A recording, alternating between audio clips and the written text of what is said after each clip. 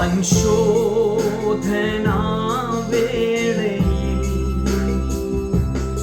ഈ ചൂളയിൻ നടുവിൽ വൻശോധനാവേളയിൽ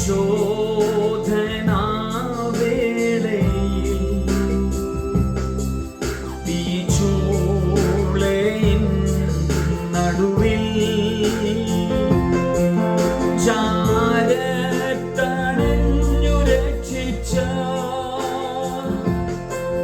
മമകാന്തനെ നിൻ സ്നേഹമോർക്കുമ്പോൾ ചാരത്തണഞ്ഞു രക്ഷിച്ച മമകാന്തനെ നിൻ സ്നേഹമോർക്കുമ്പോൾ. ഫിലദൽഫിയ AG ഷാർജ ഒരുക്കിയ ശ്രേഷ്ഠ വിരുന്നിലേക്ക് ഏവർക്കും സ്വാഗതം. നമുക്ക് തിരുവെഴുത്തിലേക്ക് ഒരുമിച്ച് പ്രവേശിക്കാം. പ്രിയ മക്കൾ, ഇത് വായിക്കും. തുടർന്ന് അല്പം ശ്രദ്ധ കൂടുതൽ വേണം എന്ന കാര്യം ഓർപ്പിക്കുന്നു. കഴിഞ്ഞ ദിവസങ്ങളിൽ പഠിച്ചിട്ടുള്ള കാര്യങ്ങൾ ഒന്ന് രണ്ടെണ്ണം വരും, എന്നാൽ അതിൻ്റെ കൂടെ ചേർക്കേണ്ടതുണ്ട്. ഒത്തിരി സംശയങ്ങളുള്ള ഭാഗങ്ങൾ ഇന്ന് നികത്തുകയാണ്. അതുകൊണ്ട് വളരെ ശ്രദ്ധ കൂടുതൽ വേണമെന്ന് ഞാൻ ഓർപ്പിക്കുന്നു. നമുക്ക് ഒരുമിച്ച് വായിക്കാം. ഇപ്പോൾ വായിച്ചാട്ടെ. Philadelphia AG Sharjah, everlasting to everlasting.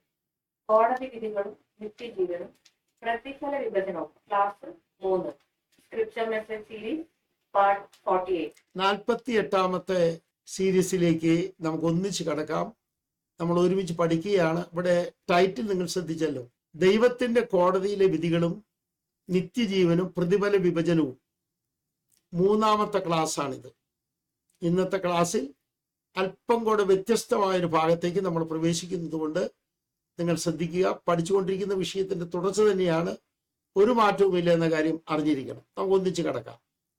Praise God. ഞാനൊരു ചിത്രം ഇവിടെ കാണിക്കുന്നു, എളുപ്പത്തിൽ പഠിക്കാൻ വേണ്ടിയാണ്. ഒരുപാട് വിവരണങ്ങൾ ഇല്ലാതെ ഈസി ആയിട്ട് പഠിക്കാൻ കഴിയും. വായിച്ചാട്ടെ മക്കൾ. Grace. What, when and where is the reward of the Jew? Reward earthly kingdom. Gentile reward varying according to deeds. Church reward heavenly glory and bride of Christ. നമുക്ക് ഓരോ ഭാഗം ശ്രദ്ധിക്കാം. എന്താണ് പ്രതിഫലം, എപ്പോഴാണ് പ്രതിഫലം ലഭിക്കുക, എവിടെ വെച്ചാണ് പ്രതിഫലം ലഭിക്കുക, ഏത് സമയത്താണ് ലഭിക്കുക എന്നത് ആദ്യമേ നമ്മൾ ചിന്തിക്കുകയാണ്. 3 ടാക്മയ്ക്കാണ് പ്രതിഫലം വെച്ചിട്ടുള്ളത് ബൈബിൾ. 1 യഹൂദൻ, 2 ജാതികൾ, 3 ദൈവസഭ. യഹൂദനെ സംബന്ധിച്ചിടത്തോളം അത് എർത്തലി റിവാർഡാണ് എന്ന കാര്യം അറിഞ്ഞിരിക്കണം. അത് ഭൗമമായ പ്രതിഫലമാണ്. ജാതികളെ സംബന്ധിച്ചിടത്തോളവും ഭൗമമായ പ്രതിഫലമാണ്. ഒന്നുകൂടെ എടുത്തു പറയട്ടെ, ദൈവരാജ്യവും ഭൂമിയും പ്രതിഫലവും. അങ്ങനെയാണ്. ജാതികളെ സംബന്ധിച്ചിടത്തോളം അവർക്ക് കൊടുത്തിരിക്കുന്ന ഡീഡ് എന്താണ് എന്ന് ഒരു സൂചന ഞാൻ പിന്നീട് പറയും. അതനുസരിച്ചാണ് അവർക്കുള്ള പ്രതിഫലം. 3ാമത്തേത് നമ്മുടെ കാര്യമാണ്, ദൈവസഭയുടെ കാര്യമാണ്. നമ്മുടെ പ്രതിഫലം എവിടെയാണ് ലഭിക്കുക, എവിടെ വെച്ചാണ് ലഭിക്കുക, അതിന് ടൈം എപ്പോഴാണ്, അതെങ്ങനെയാണ്. കഴിഞ്ഞ ആഴ്ച നമ്മൾ പ്രതിഫലം ലഭിക്കുമെന്ന് പഠിച്ചു.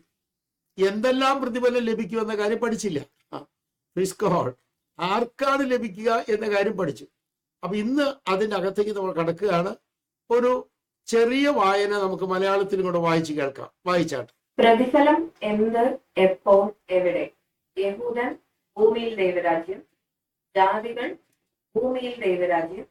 ദൈവസഭ, സ്വർഗത്തിൽ നിത്യരാജ്യം. ഈ ഒരു വലിയ കാര്യം ആദ്യം അറിഞ്ഞിരിക്കണം. അത് എങ്ങനെയാണ് പ്രദർശിപ്പിക്കപ്പെടുന്നത് എന്ന് ഇപ്പോൾ വരുന്ന കാര്യം ഒന്ന് കൃത്യമായി ശ്രദ്ധിച്ചു വായിച്ചാട്ടെ. നമ്മുടെ ഗ്രേസി മോൾ അത് വായിക്കുമ്പോൾ എല്ലാവരും ശ്രദ്ധിക്കുക.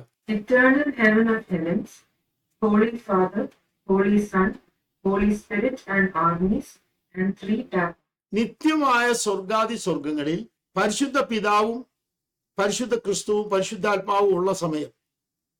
ആ ടൈം ഏതാണ്? അന്ന് സ്വർഗീയ സൈന്യങ്ങൾ അവിടെയുണ്ട്. 3 സമൂഹങ്ങൾ ഒന്നിച്ചുണ്ട്, പക്ഷെ വ്യത്യസ്ത അനുഭവത്തിലാണ്.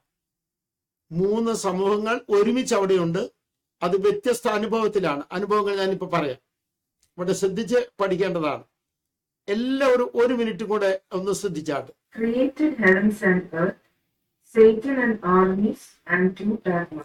പ്രപഞ്ചത്തിൽ സൃഷ്ടിക്കപ്പെട്ട സ്വർഗങ്ങളും സ്വർഗാദി സ്വർഗങ്ങളും ഭൂമിയും സമുദ്രവും അതിലുള്ള എല്ലാം ഉണ്ട്. അപ്പോൾ തന്നെ സാത്താനും പട്ടാളവും ഉണ്ട്, ലോകരാഷ്ട്രങ്ങളുണ്ട്, 2 ടാഗ്മയുണ്ട്. എപ്പോഴാണെന്ന് ഇപ്പൊ കാണും നിങ്ങൾ, അത് ശ്രദ്ധിക്കേണ്ടതാണ്. ഇത് രണ്ടായിട്ട് ശ്രദ്ധിക്കുക. 3 ടാഗ്മ ഒരുമിച്ച് 3 യുഗങ്ങളിലുള്ളവരാണ്. ഇനി പറയാൻ പോകുന്ന കാര്യങ്ങൾ ശ്രദ്ധിക്കണം. 3 സമൂഹങ്ങൾ ഒന്നിച്ച് സ്വർഗത്തിൽ. ആ ടൈമിൽ ഭൂമിയിൽ 2 സമൂഹങ്ങൾ ഒന്നിച്ച് ഉണ്ട്. വളരെ ശ്രദ്ധിക്കേണ്ട ഒരു ഭാഗത്തേക്കാണ് നമ്മൾ വന്നിരിക്കുന്നത്. ഇവിടെ നമുക്ക് ഒന്നിച്ച് പഠിക്കാം. അയേറയിലേക്ക് ക്രിസ്തു ഇറങ്ങി വരും. ആ ടൈം ഭൂമിയിൽ നിന്ന് അയേറയിലേക്ക് പരിശുദ്ധാത്മാവ് നമ്മളെ കൊണ്ടുപോകും. ഉയർത്തെഴുന്നേറ്റവരും രൂപാന്തരം പ്രാപിച്ചവരും ഒന്നിച്ചു പോവുകയാണ്. അയേറയിൽ നിന്ന് നമ്മൾ പിതാവിന്റെയും പുത്രന്റെയും പരിശുദ്ധാത്മാവിന്റെയും സാന്നിധ്യത്തിൽ സ്വർഗീയ സൈന്യങ്ങളിൽ എന്ന് ചെന്നു ചേരുകയാണ്. നമ്മൾ ചെന്നു ചേരുമ്പോൾ 1, 2, 3 യുഗങ്ങളിലെ വിശുദ്ധന്മാർ എല്ലാവരും ചെന്നു ചേരുന്നു. വളരെ ശ്രദ്ധിക്കേണ്ടതാണ്. 1, 2, 3 യുഗങ്ങളിലെ, അഥവാ ആദ്യത്തെ 3 യുഗങ്ങളിലെ വിശുദ്ധന്മാർ ഒരുമിച്ചാണ് അയേറയിൽ ചെല്ലുന്നതും അയേറയിൽ നിന്ന് അഥവാ ആകാശത്തിൽ ചെല്ലുന്നതും ആകാശത്തിൽ നിന്ന് സ്വർഗത്തിൽ ചെല്ലുന്നതും. നിങ്ങൾ വളരെ ശ്രദ്ധിക്കണം. ഇനി ഇതുവരെ പഠിപ്പിക്കാത്തൊരു പാഠഭാഗത്തേക്കാണ് നമ്മൾ ഇപ്പോൾ വരുന്നത്. 70ാമത്തെ ആഴ്ചവട്ടം എന്നൊരു വാക്ക് ഞാൻ ഇവിടെ എഴുതിയിരിക്കുന്നു. ദാനിയേൽ 9:24 മുതൽ 27 വരെയുള്ള വാക്യങ്ങളിൽ 70 ആഴ്ചവട്ടമാണ്. അതിൽ വളരെ ശ്രദ്ധിച്ചാൽ അറിയാം, 7 ആഴ്ചവട്ടം, 62 ആഴ്ചവട്ടം, 2 എണ്ണം തിരിച്ചിട്ടുണ്ട്. അത് കഴിഞ്ഞിട്ട് 1 ആഴ്ചവട്ടം. ആ 1 ആഴ്ചവട്ടമാണ് 70ാമത്തെ ആഴ്ചവട്ടം. 70ാമത്തെ ആഴ്ചവട്ടം ആദ്യത്തെ 62 പ്ലസ് 7 69 ആഴ്ചവട്ടം കഴിഞ്ഞിട്ടാണ്. 69 ആഴ്ചവട്ടം തീർന്നു. ഇനി ഒരു ആഴ്ചവട്ടം മാറ്റിവെച്ചിരിക്കുകയാണ്. ആ ആഴ്ചവട്ടം എന്താണെന്ന് വിശദമായി പഠിക്കേണ്ടതുണ്ട്. ഒരു ഭാഗം തൽക്കാലം പറയുന്നു.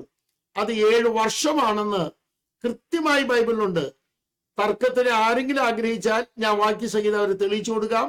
നമ്മുടെ വിഷയം ഈസി ആയിട്ട് മുമ്പോട്ട് പോകട്ടെ. ആ 7 വർഷം എപ്പോൾ എന്ത് സംഭവിക്കും എന്ന കാര്യം നമ്മൾ പഠിക്കണം. കഴിഞ്ഞ ക്ലാസ് നിങ്ങളുടെ ഓർമ്മയിൽ ഉണ്ടായിരിക്കേണ്ടതാണ്. വായിച്ചാട്ടെ മോളെ. ദൈവത്തിന്റെ സിംഹാസനവും ക്രിസ്തുവിന്റെ സിംഹാസനവും സ്വർഗത്തിലാണ് എന്ന കാര്യം അറിഞ്ഞിരിക്കണം. നമ്മളത് പഠിച്ചു. ദൈവത്തിന്റെ സിംഹാസനമെന്നും ക്രിസ്തുവിന്റെ സിംഹാസനം എന്ന പേരുള്ള സിംഹാസനം സ്വർഗത്തിൽ വെച്ചിരിക്കുന്നു. അത് പുതിയ നിയമ വിശ്വാസികൾക്ക് വേണ്ടി മാത്രമാണ്. ആ കാര്യം നമ്മൾ പഠിച്ചു. പക്ഷേ യഹൂദനും ജാതികൾക്കും ഉള്ളതല്ല എന്ന് നമ്മൾ പഠിച്ചില്ല. ആ കാര്യം അറിഞ്ഞിരിക്കണം. ഇന്ന് അത് നമ്മൾ തെളിയിക്കേണ്ടതാണ്. കുറച്ചുകൂടെ തെളിയിക്കുകയാണ് ഞാൻ. 3 യുഗങ്ങളിലെ വിശുദ്ധന്മാരുടെ ആത്മാക്കൾ ഒന്നിച്ചാണ് ക്രിസ്തുവിന്റെ വരവിൽ പോകുന്നത്. അതിന്റെ തെളിവ് നമ്മൾ അടിച്ചിട്ടുണ്ട്. 1 തെസ്സലോനിക്കർ 4:13 മുതൽ 17 വരെയുള്ള വാക്യങ്ങളിൽ ഇംഗ്ലീഷ് വായിച്ചാൽ അത് കൃത്യമായി മനസ്സിലാകുമെന്ന കാര്യം കൊണ്ട് ഞാൻ പറഞ്ഞിരുന്നു. അത് കഴിഞ്ഞിട്ട് ഇപ്പോൾ ബേമ അവിടെ വെച്ചിരിക്കുന്നു. ദൈവത്തിന്റെയും ക്രിസ്തുവിന്റെയും ന്യായാസനം ഉള്ള സമയം എപ്പോഴാ? 70ാമത്തെ ആഴ്ചവട്ടം ആരംഭിക്കുന്നതിന് മുൻപാണ് നമ്മൾ പോകുന്നത്. പോയി കഴിഞ്ഞാൽ അവിടെയാണ് ദൈവത്തിന്റെയും ക്രിസ്തുവിന്റെയും സിംഹാസനം വെക്കുന്നത്. അന്ന് പിതാവും പുത്രനും പരിശുദ്ധാത്മാവും സ്വർഗീയ പട്ടാളങ്ങളും 3 ടാഗ്മയും അവിടെ ഉണ്ട് 3 യുഗങ്ങളിൽ. ആ ടൈമിൽ ഇവിടെ 70ാമത്തെ ആഴ്ചവട്ടം നടക്കുകയാണ്. 72 സംഭവങ്ങൾ, ക്രൂരമായത്, ഗൗരവമായത്, ദൈവത്തിന്റെ കോപത്തിൻ്റെത് ഇവിടെ നടക്കുന്നു. അതാണ് വലിയ കഷ്ടകാലം എന്ന് പൊതുവെ പറയുന്നത്. പരീക്ഷാ കാലത്തിലെ വലിയ കഷ്ടം എന്ന് പറയുന്നതായിരിക്കും ഏറ്റവും ബെസ്റ്റ്. മുമ്പോട്ട് പോകാം. അന്ന് എന്ത് സംഭവിക്കുമെന്ന് ഇവിടെ എഴുതിയിട്ടുണ്ട്. വായിച്ചേ. 21 punishments, Revelation chapter 11 verse 18. 21 വിധ ന്യായവിധികളുള്ള സമയമാണത്. 72 സംഭവങ്ങളും 21 വിധ ന്യായവിധികൾ. ഗൗരവമായി പഠിക്കേണ്ട ഒരു ഭാഗമാണ് ഇപ്പൊ പറയുന്നത്. ആ 21 വിധ ന്യായവിധികൾ നടക്കുന്ന സമയത്ത് നമ്മൾ പിതാവിന്റെയും പുത്രന്റെയും പരിശുദ്ധാത്മാവിന്റെ കൂടെ, പ്രൈസ് ഗോഡ്, 3 യുഗങ്ങളിലെ ആത്മാക്കളും ഒന്നിച്ചാണ് അവിടെയുള്ളത്. അഥവാ നമ്മളടക്കം നമ്മൾ ഉയർത്തെഴുന്നേറ്റവരാണ്. 3 യുഗങ്ങളിലെ ആത്മാക്കൾ എന്ന് പറയുമ്പോൾ ശ്രദ്ധിക്കണം, നമ്മൾ ഉയർത്തെഴുന്നേറ്റവരാണ്. എന്നാൽ ഉയർത്തെഴുന്നേൽക്കാതിരിക്കുന്നവർ ആര് എന്ന് നമുക്ക് പഠിക്കേണ്ടതുണ്ട്. പഠിക്കാം. ഇനി നിങ്ങൾ ശ്രദ്ധിക്കുക, വളരെ ശ്രദ്ധിച്ചാൽ ഈ ചിത്രത്തിൽ ഒരു കാര്യം കൂടെ കയറി വരും. ഇപ്പോൾ ഒരു ഏരോ ഇറങ്ങി വരുന്നത് നിങ്ങൾ കണ്ടായിരുന്നല്ലോ. നിങ്ങൾ ശ്രദ്ധിക്കുന്നുണ്ടെന്ന് ഞാൻ വിചാരിക്കുന്നു. ഈ ഏരോ ഇറങ്ങി വരുമ്പോൾ എന്താ സംഭവിക്കുന്നതെന്നൊരു വാക്ക് പറയാനാണ്. ഈ 70ാമത്തെ ആഴ്ചവട്ടത്തെ കുറിച്ച് ബൈബിൾ പറയുന്നത് പരീക്ഷാകാലം, വെളിപ്പാട് 3:10 അവർ ഓഫ് ടെംപ്റ്റേഷൻ എന്നാണ്. 30ലധികം ടൈറ്റിലുകളുള്ള ഒന്നാണ് 70ാമത്തെ ആഴ്ചവട്ടം. 30ലധികം ടൈറ്റിലുകൾ ഒന്നാണ് 70ാമത്തെ ആഴ്ചവട്ടം. ഈ ഒരു അറിവ് കൂടെ നമുക്കുണ്ടായിരിക്കണം. അങ്ങനെ ടൈറ്റിലുള്ള ആ സമയത്ത് ഇറങ്ങി വരുന്നത് എന്ത് എന്നാണ് നമുക്ക് അറിയേണ്ടത്. വെളിപ്പാട് പുസ്തകം 14-ാം അധ്യായം പഠിക്കുമ്പോൾ മേഘത്തിൽ ക്രിസ്തുവിനെ കാണുന്നു. സൺ ഓഫ് മാൻ എന്ന് എഴുതിയിരിക്കുന്നു. വെളിപ്പാട് 12-ാം അധ്യായത്തിൽ മറ്റൊരു കാര്യം കാണുന്നു. നമ്മൾ പഠിച്ചതാണ്, അത് ഓർത്തിരിക്കുക. പിശാചിനെ അവിടുന്ന് ഇറക്കുന്നതാണ് അവിടെ ഇരിക്കുന്നത്. പിശാചിനെ അവിടുന്ന് ഇറക്കുന്നു. നിങ്ങൾ കൃത്യമായി പഠിക്കണം. 70 ആഴ്ചവട്ടം, അതിൽ 70ാമത്തെ ആഴ്ചവട്ടം 7 വർഷം. ആ 7 വർഷം കഴിയുമ്പോഴാണ് സ്വർഗത്തിൽ നിന്ന് അവനെ വെട്ടി ഇറക്കുന്നത്. ആ കാര്യം നമ്മൾ പഠിച്ചിട്ടുള്ളതാണ്. വെട്ടിക്കഴിഞ്ഞ് ഇറക്കി കഴിഞ്ഞാൽ പിന്നെ ഇവിടെ 1000 ആണ്ടാണ് കാണുന്നത്. നിങ്ങൾക്കറിയാം, വായിച്ചാട്ടെ മോളെ. 1000 ആണ്ടാണ്. ഈ 1000 ആണ്ട് സമയത്ത് ശ്രദ്ധിച്ചിരിക്കേണ്ട മറ്റൊരു കാര്യമാണിത്. വായിക്കാം. Doxa of Son of Man, Matthew chapter 19 verse 28 and chapter 25 verse 31. ഈ 2 അധ്യായങ്ങളിലാണ് തേജസ്സിന്റെ സിംഹാസനം കാണുന്നത്. അത് 1000 ആണ്ടിലാണെന്ന് കൃത്യമാണ്. മത്തായി 25:31 ഭംഗിയായിട്ട് അത് എഴുതിയിട്ടുണ്ട്. തേജസ്സിന്റെ സിംഹാസനം. ഇപ്പൊ നിങ്ങൾക്ക് മനസ്സിലായി കാണുമെന്ന് വിചാരിക്കുന്നു. ഇവിടെ ഇതാ ശ്രദ്ധിച്ചാൽ ബേം ഓഫ് തെയോസ് ക്രിസ്തുസ്, ദൈവത്തിന്റെയും ക്രിസ്തുവിന്റെയും ന്യായാസനം സ്വർഗത്തിലായിരിക്കുന്നു. അത് നമ്മൾ കണ്ടു കഴിഞ്ഞു. ആ ടൈമിൽ ഇവിടെ 1000 ആണ്ടിൽ തേജസ്സിന്റെ സിംഹാസനം സ്ഥാപിക്കുന്നു. ഇതാണ് നമ്മൾ ഇന്ന് ആദ്യമായി കാണുന്ന കാഴ്ച. ആ തേജസ്സിന്റെ സിംഹാസനത്തിലാണ് ഇസ്രായേലിനും ജാതികൾക്കുള്ള പ്രതിഫലം എന്ന കാര്യം അറിഞ്ഞിരിക്കണം. ഇസ്രായേലിനും ജാതികൾക്കുള്ള പ്രതിഫലം. അത് കഴിയുമ്പോൾ ഇവിടെ നിന്ന് ദൈവമക്കൾ എല്ലാവരും പോകും. ദൈവമക്കൾ എല്ലാവരും 1000 ആണ്ട് കഴിയുമ്പോൾ പോകുന്നത് ഉയരത്തിലേക്കാണ്. ഇത്രയും പറഞ്ഞ് ഞാൻ ഇവിടെ നിർത്തുന്നു. നമ്മുടെ വിഷയം കോടതികളും പ്രതിഫല വിഭജനവും എന്ന വിഷയമാണ്. അതിൽ നമ്മൾ പഠിച്ച കോടതികൾ എന്താണ്? ഒന്ന്, ബേമ തെയോ ആൻഡ് ക്രിസ്റ്റോസ് ഉയരത്തിൽ. 1000 ആണ്ടിൽ ഡോക്സ ഓഫ് സൺ ഓഫ് മാൻ ഭൂമിയിൽ. ഇത്രയും കാര്യം നമ്മൾ പഠിച്ചു. ഇനി നമുക്ക് ഇതിനകത്തേക്ക് ഒന്ന് കടക്കാം. Price God. ഞാൻ ഒരു ചിത്രം നിങ്ങളെ കാണിക്കുന്നു, വായിക്കാം നമുക്ക്. Royal state, wages and rewards from the great king. The meaning of the parable of the talents. ഇത് നമ്മുടെ ക്രിസ്തു അല്ല എന്ന കാര്യം അറിഞ്ഞിരിക്കണം. ഭൂമിയിൽ ഒരു രാജാവിന്റെ മുമ്പിൽ പ്രതിഫലം വാങ്ങാനും കൂലി വാങ്ങാനും രാജായ്മ വാങ്ങാനും തക്ക ആളുകളില്ല. ഞാൻ പറഞ്ഞ വാക്ക് നിങ്ങൾ ശ്രദ്ധിക്കണം. റോയൽ സ്റ്റേറ്റ് ഉള്ള, അതിന്റെ ഒപ്പം കൂലിയും പ്രതിഫലവും വാങ്ങുന്ന, ഈ 3 അനുഭവങ്ങൾ ഒന്നിച്ചു വാങ്ങുന്ന ഭൗമ രാജാക്കന്മാരുടെ ചരിത്രമില്ല. Price the Lord. ഇത് 3ഉം കൂടെ ഒരുമിച്ച് വാങ്ങുന്ന ഒരേ ഒരു സ്ഥലം ഭൂമിയിലെ രാജാക്കന്മാരുടെ മുമ്പിലല്ല, നമ്മുടെ ക്രിസ്തുവിന്റെ മുമ്പിലാണ് നടക്കുന്നത് എന്നറിയുന്നവർ എത്ര പേരുണ്ട്? ഈ 3 അനുഭവങ്ങൾ മനുഷ്യർക്ക് കിട്ടുന്നത് ക്രിസ്തുവിൽ നിന്ന് മാത്രമാണ്. റോയൽ സ്റ്റേറ്റ് എന്നുള്ള നല്ല വേർഡ് രാജായ്മ എന്ന പദമാണ്. രാജന്നത്തുള്ള രാജ്യത്തിലെ രാജായ്മ അനുഭവിക്കുന്ന രാജമക്കളാണ് നമ്മളെന്ന് എന്റെ ദൈവാധിപത്യ ഭരണത്തിൽ എഴുതി വെച്ചപ്പോൾ അത് ഇച്ചിരി കട്ടിയായി പോയി എന്ന് പലരും പറയുകയുണ്ടായി. ശരിയാണത്. Praise God. ഞാൻ എതിർക്കുന്നില്ല, പക്ഷെ അതാണ് സത്യം. അപ്പൊ നമ്മൾ ഇതുപോലെ ഒരു അനുഭവമാണോ നമുക്ക് നൽകുന്നത് എന്ന് പറയുമ്പോൾ മനുഷ്യ രാജാക്കന്മാരുടെ മുമ്പിൽ അത് കിട്ടാനില്ല. എന്നാൽ കിട്ടാനുള്ള സ്ഥലമുണ്ട്. മഹാരാജാവായ ദൈവത്തിന്റെ മുമ്പിലാണ്, ക്രിസ്തുവിന്റെ മുമ്പിലാണ്, പരിശുദ്ധാത്മാവിന്റെ മുമ്പിലാണ്. നമ്മൾ ഈ പറയുന്ന കാര്യങ്ങൾ എന്താണ് ബൈബിൾ പറയുന്നത്? അതിലേക്ക് നമുക്കൊന്ന് കടക്കണം. വായിക്കാം. വായിച്ചാട്ടെ മോളെ. New Testament church reward after the second coming. Revelation 22 verse 12. രണ്ടാമത്തെ വരവിന് ശേഷമാണ് പ്രതിഫലം എന്ന കാര്യം, വിഭജനം എന്നത് കൃത്യമായിട്ട് നമുക്ക് പഠിക്കാൻ പറ്റും. വായിച്ചാട്ടെ.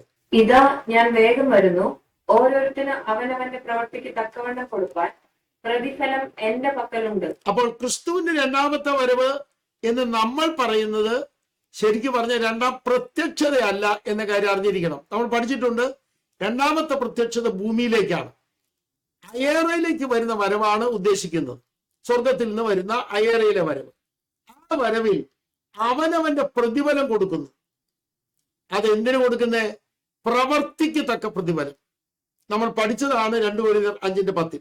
അതിന്റെ ഒപ്പം നമുക്ക് ഇംഗ്ലീഷ് കൊണ്ട് വായിക്കാം. Behold, I come quickly, and my reward is with me, to give every man according as his work shall be. സ്ഥലം എവിടെയാണ് നമുക്ക് ചോദിക്കാം. നമുക്ക് പ്രതിഫലം കിട്ടുന്നത് ഭൂമിയിൽ വെച്ചാണോ, ഏത് സ്ഥലത്ത് വെച്ചാണ് എന്ന കാര്യം കൊണ്ട് അറിയേണ്ടതുണ്ട്.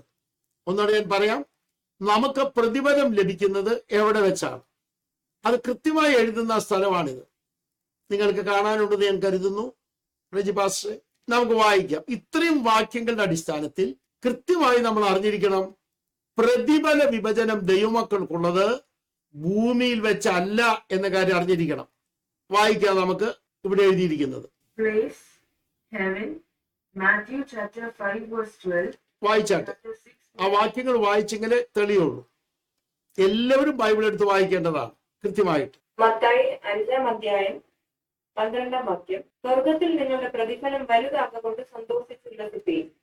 നിങ്ങൾക്ക് മുമ്പേ ഉണ്ടായിരുന്ന പ്രവാചകന്മാരെയും അവർ അങ്ങനെ തന്നെ ഉപദ്രവിച്ചുവല്ലോ. ഇവിടെ കൃത്യമായി അറിയണം 10ാം വാക്യം മുതൽ 12ാം വാക്യം വരെയുള്ള വിഷയങ്ങൾ. അത് നിങ്ങൾ വായിച്ചാൽ മതി. നമ്മൾ പ്ലേസ് ഇവിടെ പറയുന്നു, സ്വർഗത്തിലാണ് നമ്മുടെ പ്രതിഫലം.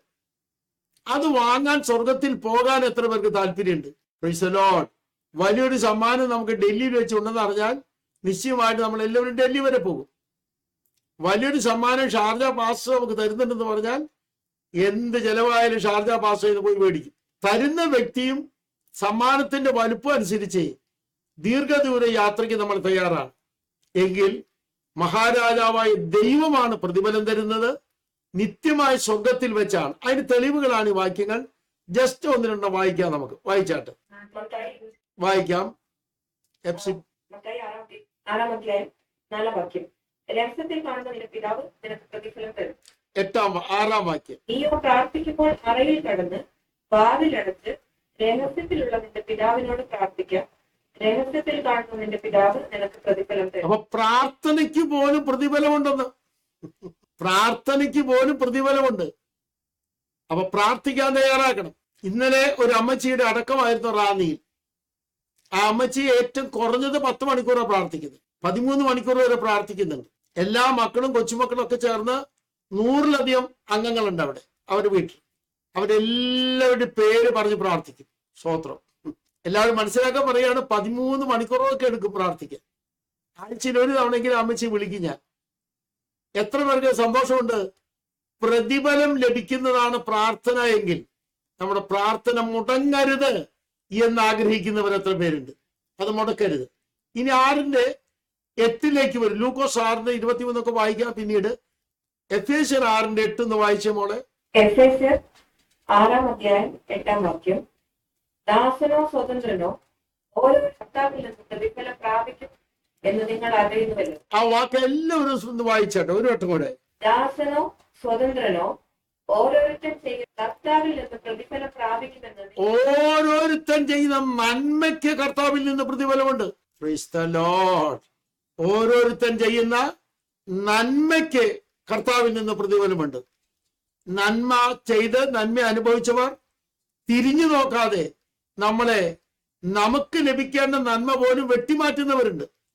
അവർ മാറ്റിക്കൊണ്ട് കുഴപ്പമില്ല. അവരെ തൽക്കാലത്തേക്ക് വേണ്ടി കാലുമാറ്റി ചവിട്ടുന്നവരാണ്. അവരെ ഓർത്ത് ദുഃഖിക്കാനോ അവരെ പഴിക്കാനോ ഒന്നും നിൽക്കരുത്. അത് നമ്മുടെ വേർഷനല്ല. നമുക്കറിയേണ്ടത് അതും നമുക്ക് പ്രതിഫലമായി മാറുകയാണ്. ഹല്ലേലൂയ. അപ്പോൾ ചെയ്ത നന്മകൾക്ക് കൃത്യമായ പ്രതിഫലമുണ്ട് എന്നറിഞ്ഞിരിക്കുക. 2 യോഹന്നാൻ 1:8 കൊണ്ടൊന്ന് വായിക്കണം മോളെ. 2 യോഹന്നാൻ 1:8 ഞങ്ങളുടെ പ്രയത്നഫലം തടയാതെ പൂർണ്ണ പ്രതിഫലം പ്രാപിക്കേണ്ടതിന് സൂക്ഷിച്ചുകൊള്ളുകയും. ആ ഒരു വാക്ക് എന്നെ ഞെട്ടിപ്പിച്ചു. ദൈവദാസന്മാരുടെ പ്രയത്നത്തിന്റെ ഫലം പൂർണ്ണ പ്രതിഫലം പ്രാപിക്കാൻ തക്കവണ്ണം ആക്കണം നിങ്ങൾ. അത് കളയരുത്. എന്നറിയുന്നവർ എത്ര പേരുണ്ട്? ഏറ്റവും ചിന്താർഹമായ ഒരു വാക്യാണത്. ആ വാക്യം നിർത്തി വായിച്ചുകൊണ്ട് ഒരു പ്രാവശ്യം കൂടെ. ഞങ്ങളുടെ അപ്പോസ്തലനായ യോഹന്നാൻ പറയുകയാണ്, ഞങ്ങളുടെ പ്രയത്നഫലം നിങ്ങൾ കളയരുത്. ഗൗരവമായി ചിന്തിക്കണം സഭകളെല്ലാം. കർത്തൃദാസന്മാരുടെ പ്രയത്നഫലം നിങ്ങൾ കളയരുത് എന്ന കാര്യം വളരെ ഗൗരവമായി ചിന്തിക്കണം. അതിന് കൂടെ പറയാണ് പൂർണ്ണ പ്രതിഫലം. ചിന്തിച്ചിട്ട് എനിക്ക് മറക്കാൻ കഴിയുന്നില്ല ആ വാക്ക്. പൂർണ്ണ പ്രതിഫലം, ആ വാക്ക് എപ്പോഴും ചിന്തിക്കുക. അടുത്തത് എനിക്ക് പറയാനുള്ളത് എബ്രായർ 11:6 ഒന്ന് വായിക്കാൻ പോലെ. എബ്രായർ 11:6 വായിച്ചാട്ടെ. എബ്രായർ 11:6 എന്നാൽ വിശ്വാസം കൂടാതെ ദൈവത്തെ പ്രസാദിപ്പാൻ കഴിയുന്നതല്ല. ദൈവത്തിന്റെ അടുക്കൽ വരുന്നവർ ദൈവമുണ്ട് എന്നും തന്നെ അന്വേഷിക്കുന്നവർക്ക് പ്രതിഫലം കൊടുക്കുന്നു എന്നും വിശ്വസിക്കേണ്ടതല്ലോ. ഒരു ഹല്ലേലൂയ പറയാം നമുക്ക്. തന്നെ അന്വേഷിക്കുന്നവർക്ക് പ്രതിഫലം. ഈ ഒരു പദം നിങ്ങൾ പഠിക്കുകയാണെങ്കിൽ ഒരു 5 മണിക്കൂർ പഠിക്കാനുള്ള വലിയ പാഠഭാഗമാണ്. ദൈവത്തെ അന്വേഷിക്കുന്നവർക്ക് പ്രതിഫലം. യോഹന്നാന്റെ സുവിശേഷം ഒന്ന് എടുത്ത് നിങ്ങൾ 6-ാം അധ്യായം 40-ാം വാക്യം ഒന്ന് വായിച്ച്. യോഹന്നാന്റെ സുവിശേഷം 6-ാം അധ്യായം 40-ാം വാക്യം വായിച്ചാട്ടെ. 6-ാം അധ്യായം യോഹന്നാന്റെ സുവിശേഷം 6-ാം അധ്യായം 40-ാം വാക്യം. ക്ഷമിക്കണം 5-ാം അധ്യായം 40-ാം വാക്യം. എങ്കിലും ജീവൻ പ്രാപിക്കേണ്ടതിന് എന്റെ അടുക്കൽ വരുവാൻ നിങ്ങൾക്ക് മനസ്സില്ല. യേശുവിന്റെ അടുക്കൽ വരുവാൻ മനസ്സ് വേണം, അന്വേഷിക്കാൻ മനസ്സ് വേണം. എന്താ കാര്യം? ജീവൻ കിട്ടാൻ വേണ്ടി. അപ്പൊ ദൈവത്തെ അന്വേഷിക്കുന്നതിന്റെ പ്രഥമ ലക്ഷ്യം നിത്യജീവൻ ലഭിക്കാൻ വേണ്ടിയാണ്. അതിന്റെ എടുക്കണം. നമ്മുടെ ക്ലാസ്സിലേക്ക് പിന്നീട് അതിന്റെ വിശദാംശം വരും. ഏറ്റവും പ്രധാനപ്പെട്ട ഒരു വാക്യമാണ് ഇപ്പൊ നമ്മൾ വായിച്ചത്. ദൈവത്തെ ആദ്യം അന്വേഷിക്കുന്നതിന്റെ വലിയ ലക്ഷ്യം നിത്യജീവൻ ലഭിക്കുക എന്നുള്ളതാണ്. നിത്യജീവൻ ലഭിച്ചെങ്കിൽ മാത്രമേ നമുക്ക് ദൈവത്തെ കാണാൻ പറ്റുള്ളൂ, ദൈവത്തിന്റെ പ്രതിഫലം ഏൽക്കാൻ പറ്റുള്ളൂ. അങ്ങനെയാണെങ്കിൽ ദൈവത്തെ അന്വേഷിക്കുന്നവർക്കും ഇവിടെ പ്രതിഫലമുണ്ട് എന്ന കാര്യം അറിഞ്ഞിരിക്കുക. മുമ്പോട്ട് പോകുന്നു. ആ പ്രതിഫലം സ്വർഗത്തിലാണുള്ളത്. സ്വർഗത്തിൽ നിങ്ങളുടെ പ്രതിഫലം വലുതാകൊണ്ട് ഒരു ഹല്ലേലൂയ നമുക്ക് പറയാം. അപ്പൊ അങ്ങനെയാണെങ്കിൽ അയേറയിൽ വെച്ചല്ല, പ്രൈസ് ഗോഡ്, നമ്മുടെ ക്രിസ്തുവിന്റെ ന്യായാസനം, ദൈവത്തിന്റെ ന്യായാസനം അത് സ്വർഗത്തിൽ വെച്ചാണ്. പിതാവും പുത്രനും ഇരിക്കുന്ന സ്വർഗത്തിൽ വെച്ചാണ് ന്യായാസനം. അവിടെ വെച്ചാണ് നമ്മുടെ പ്രതിഫലം. അത് വാങ്ങാൻ പോകാൻ എത്ര പേർക്ക് ആഗ്രഹമുണ്ട്? Price God. ഞാൻ നിങ്ങളുടെ സന്തോഷത്തോടെ പറയുകയാണ്, ഇവിടെ ഒരു ദൈവദാസൻ ഏതാണ്ട് 1700 കിലോമീറ്റർ അപ്പുറത്ത് സഞ്ചരിച്ചു വന്നു പ്രാർത്ഥനയ്ക്കായിട്ട്. അദ്ദേഹം ഒരു സാധാരണക്കാരനാണ്. എന്ന് പറഞ്ഞാൽ 18 കാറ്റഗറി ജോലിക്കാരാണ് ഇന്ത്യയിലുള്ളൂ ആകെ. അതിൽ 15ാമത്തെ കാറ്റഗറിയാണത്. 18ാമത്തെ കാറ്റഗറി നിങ്ങൾക്കറിയാം, സുപ്രീം കോർട്ടിലെ ചീഫ് ജസ്റ്റിസ്, അതുപോലെ തന്നെ നമ്മുടെ രാഷ്ട്രപതി. അതാണ് 18ാമത്തെ കാറ്റഗറി. അതിന്റെ താഴെ 17, 16, പിന്നെ 15. ആ 15ാമത്തെ കാറ്റഗറിയിലുള്ള അറിയപ്പെട്ട ഒരു മനുഷ്യൻ മിനിഞ്ഞാന്ന് രാഷ്ട്രപതി വിളിച്ചു പോയിട്ടുണ്ട്. പോകുന്നതിന് മുൻപേക്ക് ലെറ്റർ അയച്ചു. Sir, I am going to Delhi for എന്ന് പറഞ്ഞ് എഴുതി. അദ്ദേഹത്തെ ഒരു VC ആക്കാൻ, വൈസ് ചെയർമാൻ ആക്കാൻ പോവുകയാണ്. അദ്ദേഹം ഇവിടെ വന്നിട്ട് പ്രാർത്ഥിച്ചിട്ട് എന്നോട് പറഞ്ഞു, എൻ്റെ ചരിത്രത്തിൽ ഏറ്റവും കാഠിന്യമുള്ള വേദനയിലാണ് ഞാൻ ഇരിക്കുന്നത്. അന്ന് എൻ്റെ വൈഫ് ഇവിടെ ഇല്ല, ഞാൻ ഒറ്റയ്ക്കാണ്. വൈഫ് ബാംഗ്ലൂർ സുഖില്ലാതെ കിടക്കുകയായിരുന്നു. ഏറ്റവും പീഡിതമായ രംഗത്ത്, കഠിനമായ രംഗത്താണ് അദ്ദേഹം വന്നത്. അദ്ദേഹം അത്രയും വലിയൊരു മനുഷ്യനാണ്. അത്രയും വലിയൊരു മനുഷ്യൻ എനിക്ക് ലെറ്റർ അയച്ചിരിക്കുക, സാറേ എനിക്ക് ഒരു VC ആകാനുള്ള ഒരു ക്ഷണം ലഭിച്ചിട്ടുണ്ട്. VC എന്ന് പറഞ്ഞാൽ വൈസ് ചെയർമാൻ. അങ്ങനെ ഒരു യൂണിവേഴ്സിറ്റിയുടെ VC ആകാനുള്ള ക്ഷണം ലഭിച്ച ദൈവോഹിതൻ എന്നോട് പറഞ്ഞൊരു വാചകം, ഇതിനെക്കുറിച്ച് പാസ്റ്റർ എന്ന് പറയുന്ന ഈ പോകുന്ന യാത്രയെ കുറിച്ച്. അപ്പൊ ഞാൻ ഒരു വാചകം എഴുതിയിട്ടുണ്ടായിരുന്നു, ഇന്ത്യയിൽ ക്രിസ്തുവിനെ അറിയാൻ തക്കവണ്ണം ഒരു യൂണിവേഴ്സിറ്റി എങ്കിലും രംഗത്ത് വരട്ടെ എന്ന് എഴുതി. സ്തോത്രം. നിങ്ങൾക്ക് എത്ര പേർക്ക് മനസ്സിലായി? ഹല്ലേലൂയ. സ്വർഗത്തിലെ ദൈവം നമ്മളോട് പറയുന്ന കാര്യങ്ങൾ നമുക്ക് പ്രതിഫലം തരുന്ന കാര്യങ്ങളാണ്. നന്മയാൽ പ്രതിഫലം തരുന്നതാണ്. സ്വർഗത്തിൽ വെച്ചാണ് പ്രതിഫലം. അത് വാങ്ങാൻ പോകാൻ എത്ര പേർക്ക് താല്പര്യമുണ്ട്? ആ ഒരു പോസ്റ്റ് കിട്ടാൻ അദ്ദേഹം ഡൽഹിക്ക് പോയിരിക്കുക. ദീർഘ കിലോമീറ്റർ സഞ്ചരിച്ച പോയിരിക്കും. നിവൃത്തിയില്ല. ആ പോസ്റ്റ് കിട്ടണമെങ്കിൽ രാഷ്ട്രപതിയെ തരേണ്ടത്. അപ്പൊ അവിടെ ചെല്ലണം. ഈ പ്രതിഫലം തരുന്നത് നേരത്തെ കാണിച്ച രാജാവല്ല, ആ ചിത്രത്തിലെ രാജാവല്ല, ഈ പ്രപഞ്ചം മുഴുവൻ ഒരു വാക്കുകൊണ്ട് ഫ്രെയിം ചെയ്ത നമ്മുടെ ദൈവമാണ് തരുന്നതെന്നോർത്ത് ഒരു ഹല്ലേലൂയ പറയാൻ സന്തോഷമുള്ളവർ എത്ര പേരുണ്ട്? സ്വർഗത്തിൽ ചെന്ന പ്രതിഫലം വാങ്ങണം എന്ന് പറഞ്ഞ് ഞാൻ ആ ഭാഗം വിടുകയാണ്. നമുക്ക് ഇതുകൊണ്ടൊന്ന് വായിച്ചു പോകാം. അതിനോട് ഒരുമിച്ച് വായിച്ച്. മത്തായി 6-ാം അധ്യായം 17, 18, 20 വാക്യങ്ങൾ. നിന്റെ പിതാവ് സ്വർഗത്തിൽ നിക്ഷേപം സ്വരൂപിച്ചുകൊള്ളി. ഒരു ആമേൻ പറയാം. നമുക്ക് പ്രതിഫലം നൽകുന്നത് പിതാവാണ്, സ്വർഗത്തിൽ വെച്ചാണ്. ഇവിടെ വെച്ച് സ്വർഗത്തിലെ നിക്ഷേപം വർദ്ധിപ്പിക്കുന്നവർ എത്ര പേരുണ്ട്? ആമേൻ. ഞാൻ ഒന്നോടെ പറയുന്നു, ഇവിടെ വെച്ച് സ്വർഗത്തിൽ നിക്ഷേപം ശേഖരിക്കുന്നവർ എത്ര പേരുണ്ട്? ഹല്ലേലൂയ. 1993 മുതൽ മിക്കവാറും ഒക്കെ വിദേശ രാജ്യങ്ങൾ ക്ഷണം ലഭിച്ചു പോയി പ്രസംഗിച്ച ഒരു കൊച്ചു മനുഷ്യനാണ് ഇവിടെ ഇരിക്കുന്നത്. മിക്കവാറും വർഷങ്ങളിൽ പോയിരുന്നു. എന്റെ വീട്ടിൽ വന്നിട്ടുള്ള ആളാണ് പാസ്റ്റർ റെജി തോമസ്. അദ്ദേഹത്തിന് അറിയാം എന്റെ വീട് എത്ര വലിപ്പമുണ്ടെന്ന്. അത്യാവശ്യം 8 നില വീട് പണിയാനുള്ള പണം എങ്കിലും ലഭിച്ചിരുന്നു. അറിയാഞ്ഞിട്ടല്ല, 8 നില കെട്ടിടം വരയ്ക്കാനും പണിയിപ്പിക്കാനും ഒക്കെ അറിയാം. Praise God. 8 മൂലയുള്ള കെട്ടിടം ഞാൻ വരച്ചു കൊടുത്തിട്ടുണ്ട്. അത് തിരുവല്ലയിൽ പണിതു. ആ പ്ലാൻ 6 എഞ്ചിനീയർമാർ കൊണ്ടുപോയിട്ടുണ്ടെന്ന കാര്യം കൂടെ ഉറക്കെ പറയട്ടെ. അറിയാതിരിക്കും. പക്ഷെ അതല്ല എന്റെ ലക്ഷ്യം. എന്നെ ഏൽപ്പിച്ച കാര്യത്തിൽ ഞാൻ എന്റെ കയ്യിൽ നിന്ന് ചെലവഴിക്കുകയല്ല, എന്നെ ഏൽപ്പിച്ചതാ. അത് പ്രതിഫലമായി വരാനുള്ള രീതി എന്താണെന്നുള്ളതാണ്. നമ്മുടെ കയ്യിൽ ഏൽപ്പിക്കപ്പെട്ട ധനം നമുക്ക് പ്രതിഫലമായി വരാൻ എങ്ങനെ പറ്റുമെന്ന കാര്യം ചിന്തിക്കേണ്ടതാണ്. അത്ര ഞാനിവിടെ ഓർപ്പിക്കുകയാണ്. അങ്ങനെ പ്രതിഫലം ലഭിക്കുമെന്ന് ഉറപ്പുള്ളവർ എത്ര പേരുണ്ട്? ഇവിടെ പറയുമ്പോൾ ആ കാര്യം കൂടെ ഓർപ്പിച്ചു പോട്ടെ. അടുത്ത ഭാഗത്തേക്ക് നമ്മുടെ കാര്യമല്ല, ഇനി നമ്മൾ വേറൊരു ഭാഗത്തേക്ക് പോവുകയാണ്. അത് വരുമ്പോൾ നിങ്ങൾ സൂക്ഷിച്ച് ശ്രദ്ധിക്കേണ്ടതാണ്. വായിച്ചാട്ടെ. ഇവിടെ അടുത്തൊരു ഭാഗത്തേക്ക് നമ്മൾ കടക്കുകയാണ്. Reward and recompense to Israel. ഇസ്രായേലിന്റെ കൂലിയും പ്രതിഫലവും. ഇസ്രായേൽ എന്ന് പറയുന്നത് ഇവിടെ ജനിച്ച ആളുകൾ എല്ലാവരും അല്ല. നമ്മളിവിടെ അറിഞ്ഞിരിക്കേണ്ടതാണ്, രക്ഷിക്കപ്പെട്ട ദൈവമക്കൾ, രക്ഷിക്കപ്പെട്ട ഇസ്രായേലാണ്. അബ്രഹാം മുതൽ സ്നാപക യോഹന്നാൻ വരെ രക്ഷിക്കപ്പെട്ടവർ, പരീക്ഷാ കാലത്തിലുള്ളവർ, അങ്ങനെ 1000 ആണ്ടിലുള്ളവരുണ്ട്. അവർക്ക് പിന്നെ കിടക്കും നമ്മൾ. അപ്പോൾ 3 യുഗത്തിൽപ്പെട്ട രക്ഷിക്കപ്പെട്ട ദൈവമക്കളെ കുറിച്ചാണ് പറയുന്നത്. ഇസ്രായേലിൽ അവർക്ക് കൂലിയും പ്രതിഫലം കൊടുക്കുന്ന കാര്യം കർത്താവോട് പറയുന്നുണ്ട്. അപ്പൊ ഇതൊന്ന് വായിക്കുന്ന നല്ലതാണ്. ഒന്ന് വായിക്കാം. വെളിപ്പാട് പുസ്തകം എല്ലാവരും എടുത്താട്ടെ. 11-ാം അധ്യായം 18-ാം വാക്യം നിങ്ങൾ എല്ലാവരും വായിക്കണം. വെളിപ്പാട് 11-ന്റെ-18. അത് 15 മുതൽ വായിക്കുമ്പോൾ അതിന്റെ യാഥാർത്ഥ്യം അറിയുകയുള്ളൂ. വായിച്ചാട്ടെ. വെളിപ്പാട് 11-ാം അധ്യായം 15 മുതൽ 18 വരെ. അതിൽ 15ഉം 18 മാത്രം വായിച്ചാട്ടെ. പോണം. 7-ാമത്തെ ദൂതൻ ഓടിയപ്പോൾ അവൻ എന്നേക്കും വാഴും എന്ന് സ്വർഗത്തിൽ ഒരു മഹാഘോഷമുണ്ടായി. ഇനി അതിന്റെ 18-ാം വാക്യം വായിക്കാം. ജാതികൾ കോപിച്ചു, എന്റെ കോപം വന്നു, മരിച്ചവരെ ന്യായം വിധിപ്പാനും എന്റെ ദാസന്മാരായ പ്രവാചകന്മാർക്കും വിശുദ്ധന്മാർക്കും ചെറിയവരും വലിയവരുമായി നിന്റെ ഭക്തന്മാർക്കും പ്രതിഫലം കൊടുപ്പാൻ ഭൂമിയെ നശിപ്പിക്കുന്നവരെ നശിപ്പിപ്പാനും ഉള്ള കാലവും വന്നു. കാലം വന്നെന്ന കാലൻ അല്ല, കാലം. തെറ്റിയിരിക്കരുത്. അത് എന്തിനുള്ള കാലമാണെന്ന് ഒന്നോട് എപ്സിബ വായിക്കും. നിങ്ങൾ എല്ലാവരും വായിക്കുന്ന വായിച്ചതിന് എന്തിനുള്ള കാലമാണ് വന്നിരിക്കുന്നത്?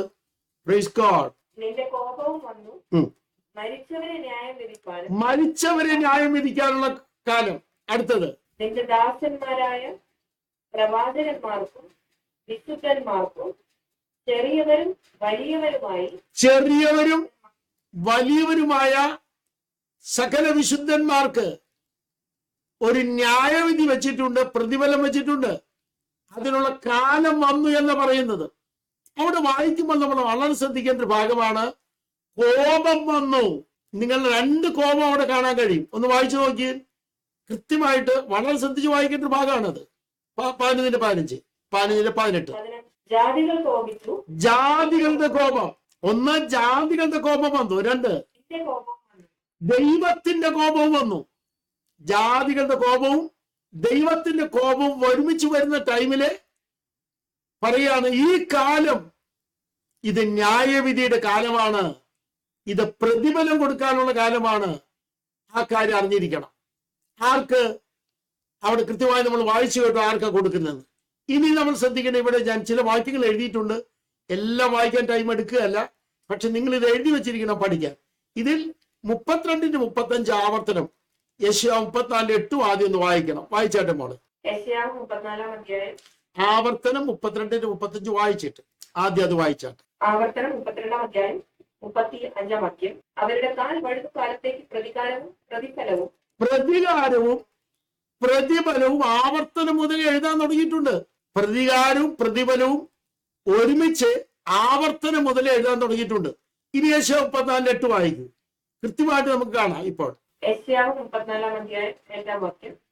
അത് യഹോവ പ്രതികാരം നടത്തുന്ന ദിവസവും സീയോന്റെ വ്യവഹാരത്തിൽ പ്രതിഫലം കൊടുക്കുന്ന സംവത്സരവും ആകുന്നു. ക്രിസ്റ്റൽ ക്ലിയർ ആയിട്ട് യെശയ്യാ പ്രവാചകൻ പറയുന്നു, ലോകത്തിന് പ്രതികാരവും യഹൂദന് പ്രതിഫലവും കൊടുക്കുന്ന ദിവസം വന്നിരിക്കുക. ആമേൻ. ലോകത്തിന് പ്രതികാരവും അപ്പോൾ തന്നെ യഹൂദനെ പ്രതിഫലവും കൊടുക്കുന്ന ദിവസം വന്നിരിക്കുകയാണ്. ഇനി 35:4 വായിക്കാം. യെശയ്യാവ് 35 അധ്യായം 4 വാക്യം. മനോഭീതിയുള്ളവരോട് ധൈര്യപ്പെടുവീൻ, ഭയപ്പെടേണ്ട, ഇതാ നിങ്ങളുടെ ദൈവം, പ്രതികാരവും ദൈവത്തിന്റെ പ്രതിഫലവും വരുന്നു. ഇതാ ഇസ്രായേൽ മക്കളെ, മനോഭീതിയുള്ളവരെ, പ്രതികാരവും പ്രതിഫലവും ഒരുമിച്ച് കൊടുക്കാൻ ഒരു കാലം തമ്പുരാൻ വെച്ചിരിക്കുകയാണ്. ഒരു സെക്കൻഡ് എല്ലാവരും കൂടി ശ്രദ്ധിക്കണേ. ഈ കാലഘട്ടത്തിൽ നമ്മൾ എവിടെയാ? Price the Lord. പുതിയ നിയമസഭ എവിടെയാണ്? കൃത്യമായി നമ്മൾ കണ്ടു. ചിത്രത്തിൽ നമ്മൾ പിതാവിന്റെയും പുത്രന്റെയും ന്യായാസനത്തിന് മുൻപാകെ പ്രതിഫലം ഏറ്റുവാങ്ങുന്ന ടൈമാണത് എന്നറിഞ്ഞിരിക്കണം. ആ സമയത്ത് ഭൂമിയിൽ പ്രതികാരം കൊടുക്കുന്നു. 72 അവർണ്ണനീയമായ സംഭവങ്ങളാൽ പ്രതികാരം കൊടുക്കുന്നു. അത് കഴിഞ്ഞിട്ട് ഒരു പ്രതിഫലം കൊടുക്കുന്നുണ്ട്. അത് ഭക്തന്മാർക്കാണ്, കരയുന്നവർക്കാണ്, പ്രാർത്ഥിക്കുന്നവർക്കാണ്, ദൈവത്തെ വിളിക്കുന്നവർക്കാണ്, പരീക്ഷാ കാലത്തിലെ രക്ഷിത ഗണത്തിലാണ് എന്ന കാര്യം അറിയുന്നവർ എത്ര പേരുണ്ട്? അപ്പൊ ദൈവം ഒരിക്കലും ഒരു ദോഷവും ഒരു യുഗത്തിലും ദൈവത്തെ വിളിക്കുന്നവർക്ക് വേണ്ടി വെച്ചിട്ടില്ല. പകരം പ്രതിഫലമാണ് വെച്ചിട്ടുള്ളത് എന്നറിയുന്നവർ എത്ര പേരുണ്ട്? കഷ്ടം സഹിക്കുന്നുണ്ടോ? അതോടൊപ്പം പ്രതിഫലം കൂടി ഉണ്ടെന്ന് അറിയുന്നവർ എത്ര പേരുണ്ട്? അപ്പൊ ദോഷം നഷ്ടമല്ല, വേദന നഷ്ടമല്ല, കണ്ണുനീര് നഷ്ടമല്ല. പുച്ഛം പറയുന്നവർ പുച്ഛിക്കുമ്പോൾ തുച്ഛമായി തോന്നരുത്. നമ്മൾ മനസ്സിലാക്കണം, നമുക്ക് വേണ്ടി നമ്മുടെ കർത്താവ് ഉത്സാഹത്തോടെ ഉത്സവം കൊണ്ടുനടക്കാൻ വെച്ചിരിക്കുന്നതാണെന്ന് ഗിരിപ്രഭാഷണത്തിൽ കർത്താവ് പറഞ്ഞിരിക്കുന്നു. ഇത്രയും കാര്യങ്ങളെങ്കിലും മിനിമം നിങ്ങൾ അറിഞ്ഞിരിക്കണം എന്ന് ഓർപ്പിക്കുന്നു. ഇവിടെ ഒന്ന് വായിച്ചു നോക്കി ഈ വാക്യം. യെശയ്യാ 62:11 ഒരുമിച്ച് വായിപ്പാൻ ഞാൻ ഓർപ്പിക്കുകയാണ് ആ വാക്യം മുഴുവനായിട്ട്. യെശയ്യാവ് 62 അധ്യായം 11 വാക്യം. ഇതാ നിന്റെ രക്ഷ വരുന്നു, കൂലി അവന്റെ പക്കലും പ്രതിഫലം അവന്റെ കയ്യിലും ഉണ്ട് എന്ന് സീയോൻ പുത്രിയോട് പറയും എന്നിങ്ങനെ യഹോവ ഭൂമിയുടെ അറുതിയോളം ഘോഷിപ്പിച്ചിരിക്കുന്നു. ഇസ്രായേലിന്റെ രക്ഷ വരുന്നു, ഇസ്രായേലിന്റെ രക്ഷ വരുന്നു. ഇത് നമ്മുടെ രക്ഷയല്ല. ഹല്ലേലൂയ. ഇത് ഇസ്രായേലിന്റെ രക്ഷ വരുന്ന കാര്യമാണ്. ഇത് തന്നെ വിശാലമായി പഠിക്കാൻ കിടക്കുന്നു. ഇവിടെ നമ്മൾ മനസ്സിലാക്കേണ്ട ഏറ്റവും വലിയ കാര്യം എന്താണ്? ഇതിൽ നിന്ന് മനസ്സിലാക്കേണ്ടത് വെളിപ്പാട് പുസ്തകം എടുത്താട്ടെ എല്ലാവരും 12-ാം അധ്യായം അതിന്റെ 10-ാം വാക്യം KJV എന്ന് വായിക്കാമോ ഗ്രേസ്? വെളിപ്പാട് 12:10 KJV എന്ന് വായിച്ചാട്ടെ. Revelation chapter 12 verse 10. And I heard a loud voice saying in heaven, now is come salvation and strength and the kingdom of our God and the power of his Christ.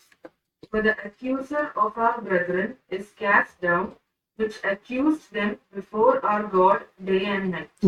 അവിടെ 4 കാര്യങ്ങളാണ് പറയുന്നത്. Now is come. 4 കാര്യങ്ങളായി. ഒന്നാണ് രക്ഷ. ഇത്രയും പറഞ്ഞ് അവിടെ നിർത്തട്ടെ, മുമ്പോട്ട് പോകേണ്ടതുണ്ട്. അപ്പോൾ നിന്റെ രക്ഷ വരുന്നു എന്ന് പറയുന്നത് യഹൂദനോടാണെന്ന് അറിഞ്ഞിരിക്കണം. നിന്റെ കൂലി വരുന്നത് യഹൂദനോടാണ്, നിന്റെ പ്രതിഫലം വരുന്നത് യഹൂദനോടാണ്. 40:10 കൊണ്ട് വായിക്കുമ്പോൾ ഇതൊന്നുകൂടെ തെളിവായി വരികയാണ്. വായിച്ചാട്ടെ. യെശയ്യാവ് 40-ാം അധ്യായം 10-ാം വാക്യം.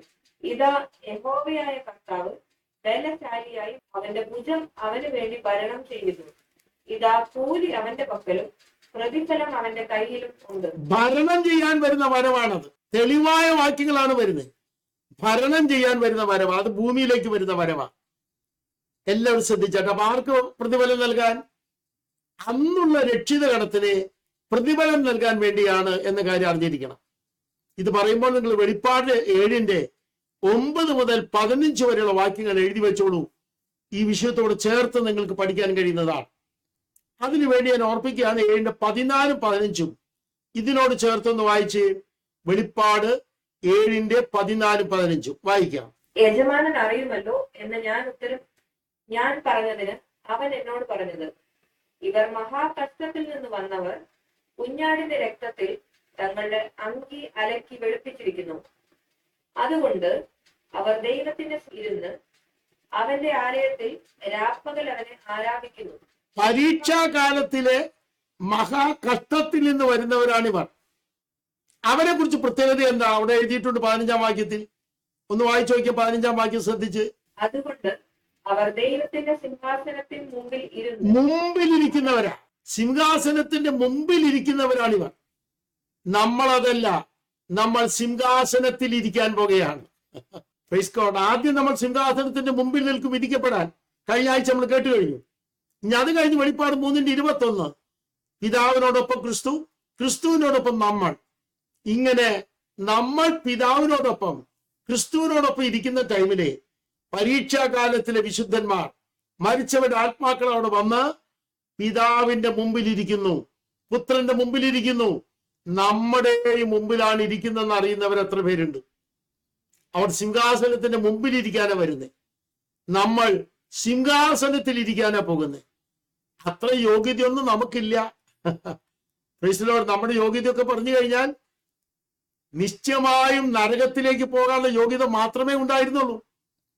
എന്നാൽ ക്രൂശിൽ നമ്മുടെ കർത്താവ് നമുക്ക് തന്ന രക്ഷ നമുക്ക് അനുഭവമായതിനാലാണ് ആ യോഗ്യത നമ്മുടെ വ്യക്തിപരമായ യോഗ്യതയല്ല, നമ്മുടെ കർത്താവ് അനുഭവിച്ച കഷ്ടങ്ങളിലൂടെ, കർത്താവ് അനുഭവിച്ച മരണത്തിലൂടെ നമുക്ക് ലഭിച്ച യോഗ്യതയാണ്. ഇവിടെ നമുക്ക് ഒരു കാര്യം കൂടെ പഠിക്കേണ്ടതുണ്ട്. വായിക്കാം. അതിന് ഇംഗ്ലീഷ് ഒന്ന് വായിച്ചാട്ടെ മോളെ. Behold, the Lord Jehovah will come as a mighty one, and his arm will rule for him. Behold, his reward is with him, and his recompense before him. ആമേൻ. ഞാൻ ഇത്രയും പറയുമ്പോൾ നിങ്ങൾക്ക് 2 ഭാഗം കറക്റ്റ്. ആദ്യത്തെ ചിത്രം നിങ്ങളുടെ ഓർമ്മയിലുണ്ടെന്ന് കരുതുന്നു. ഉയരത്തിൽ നമ്മൾ പിതാവിന്റെയും പുത്രന്റെയും ന്യായാസനത്തിന്റെ മുൻപാകെ നിന്ന് പ്രതിഫലം വാങ്ങുന്നു. ആ ടൈമിൽ ഇവിടുന്ന് മരിച്ചവർ ആത്മാക്കൾ സ്വർഗത്തിൽ വരുമ്പോൾ അവർ സിംഹാസനത്തിന്റെ മുമ്പിൽ ഇരിക്കുന്നു. ഇങ്ങനെ വലിയ ചിത്രം അവിടെ ഉണ്ട് എന്ന കാര്യം അറിഞ്ഞിരിക്കണം. ഇവിടെ ഒരു വാക്കൊന്ന് വായിച്ചിട്ട് പോകാം. നിങ്ങൾക്ക് ആവശ്യക്കാർക്ക് വേണ്ടി ഞാനിവിടെ എഴുതി വെച്ചിട്ടുണ്ട് ചില വാക്യങ്ങൾ. വായിച്ചാട്ടെ. Matthew chapter 25 verses 1 to 30, 14 to 30, 31 to 46, and chapter 19 verse 28. ഈ 25-ാം അധ്യായത്തിൽ 3 പ്രധാന ഗ്രൂപ്പുകളെ നിങ്ങൾ കാണാം. അതിനെക്കുറിച്ച് വിശദീകരിക്കുന്നതിൽ ഇപ്പോൾ ഒരു ഭാഗം ഞാൻ വരും പറയാം. ഇനി അടുത്ത ഭാഗത്തേക്ക് നമുക്ക് കിടക്കാം. Judgment and reward, royal state, wages and rewards from the great king. The meaning of the parable of the talents. Mathayi 25-ലെ 3 പാരബിൾ പറയുന്നുണ്ട്. ആ 3 പാരബിളിന്റെ മീനിങ് അറിയണം. ആദ്യത്തെ 13 വാക്യത്തിൽ ആർപ്പുവിളി കേൾക്കുന്നു. 10 കന്യകമാരുടെ ചിത്രം പറയുന്നു. പുതിയ നിയമസഭ കന്യകമാരല്ല എന്ന കാര്യം അറിഞ്ഞിരിക്കണം. 45-ാം സങ്കീർത്തനത്തിലാണ് കന്യകമാർ മണവാളിനെയും മണവാട്ടിയെയും അനുധാവനം ചെയ്യുന്നത്. അത് ഇസ്രായേലിനോട് ബന്ധപ്പെട്ട അനുധാവനം ചെയ്ത കഥ അവിടെ പറഞ്ഞിട്ടുള്ളത്. മണവാളിനെ അനുഗമിക്കുന്ന കന്യകമാരെ വെളിപ്പാട് 14-ൽ കാണാം. അത് നമ്മളല്ല എന്ന് 6 ഭാഗങ്ങൾ അവിടെ തന്നെ അറിയാം. നിങ്ങൾ കൃത്യമായിട്ട് അറിഞ്ഞിരിക്കണം. എന്നാൽ ഇവിടെ പറയുന്ന മത്തായി 25-ലെ കന്യകമാർ വെളിപ്പാട് 14-ൽ പറയുന്ന കന്യകമാരാണ്. Price the Lord. അത് കുഞ്ഞാടിനെ അനുഗമിക്കുന്ന കന്യകമാരാണ്. നമ്മൾ കുഞ്ഞാടിനെ അനുഗമിക്കുന്ന കന്യകയല്ല, കുഞ്ഞാടിന്റെ കൂടെ നടക്കുന്ന കന്യകയാണ്, കന്യകമാരല്ല.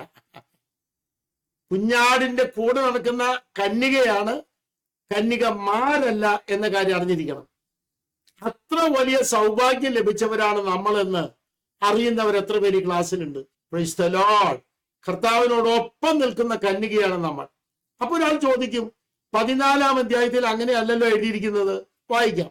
വെളിപ്പാട് പുസ്തകം 14-ാം അധ്യായം എടുത്താട്ട് എല്ലാവരും അതിന് 1 മുതൽ 6 വരെ വാക്യത്തിൽ ഒരു തെളിവെങ്കിലും ഇപ്പോൾ ഹാജരാക്കേണ്ടിയിരിക്കുന്നു. വായിക്കാം. വെളിപ്പാട് പുസ്തകം 14-ാം അധ്യായം 1 മുതലുള്ള വാക്യങ്ങൾ. പിന്നെ ഞാൻ സിയോൻ മലയിൽ കുഞ്ഞാടും അവനോടുകൂടെ നെറ്റിയിൽ അവന്റെ നാമവും പിതാവിന്റെ നാമവും എഴുതി 144,000 പേരും നിൽക്കുന്നത് കണ്ടു. പെരുവെള്ളത്തിന്റെ ഇരച്ചിൽ പോലെയും വലിയൊരു ഇടിമുഴക്കം പോലെയും സ്വർഗത്തിൽ നിന്ന് ഒരു ഘോഷം കേട്ടു. ഞാൻ കേട്ട ഘോഷം വൈണികന്മാർ വീണമേറ്റുന്നത് പോലെ ആയിരുന്നു. അവർ സിംഹാസനത്തിനും 4 ജീവികൾക്കും മൂപ്പന്മാർക്കും മുൻപാകെ ഒരു പുതിയ പാട്ട് പാടി.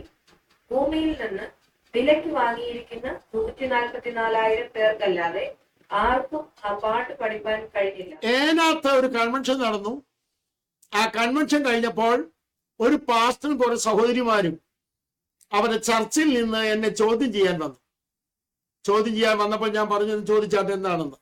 എന്നോട് ആദ്യം പറഞ്ഞത് പാസ്റ്റർക്ക് വെളിപ്പാട് പുസ്തകം പറയാനുള്ള വെളിപ്പാടില്ലെന്നുള്ളതാണ്.